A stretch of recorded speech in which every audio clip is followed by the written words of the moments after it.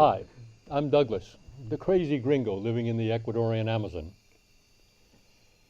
Part of my life has included 10 years that I lived and worked in a zoo in Kentucky. I'm from Kentucky originally. And this was in the 60s. And at that time, it was the Vietnam War, a lot was going on. But, we were operating and functioning very well. And I had a television program. I did 88 different television programs.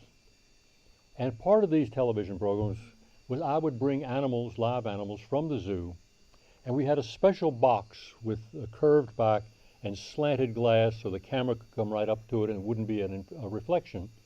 So I could put an animal in this box and talk about it and stuff and not have to hold it. So one day I took a little squirrel monkey with me. And I was moving it from the box that I had brought it in into this larger box for the television. And it escaped, got out of a crack, went up into the rafters of the television studio. And, okay, nothing I could do with it up there. So I went ahead and did my television show. And I filled the gap that was supposed to be for the monkey with other BS. But anyway, when the program was over, I spoke to some of the employees of the television company.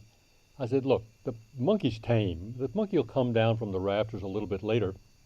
It'll be hungry, it'll want some water. I'll leave you a banana and a net. And when the monkey comes down, you can offer it the banana and catch it with the net and just put it in that same big box, which I can catch it and come pick it up tomorrow. Everybody fine? Yeah, okay. So I left.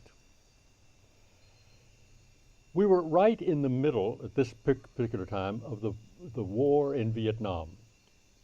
And the 7 o'clock news was the most important news program of the evening.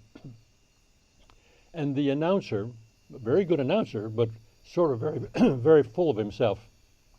But anyway, he was up at the podium and talking about the bombing in Vietnam and all the serious stuff that's going on. And at that moment, the little monkey comes out walking across the floor.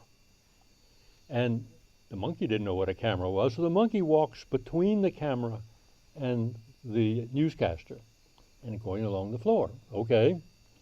But what was funny was an employee was behind the monkey, sort of crouched over with the banana that he'd peeled like you were getting ready to eat it in one hand and a net in the other, and he was behind the monkey as they walked by.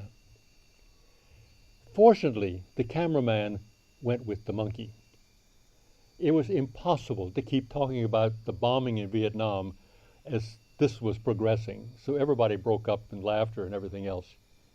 It was the best publicity you could possibly get. Everybody was talking about the monkey. But anyway, it's the kind of thing that happened when you're in that kind of a business. Fun. And so, remember, I love you.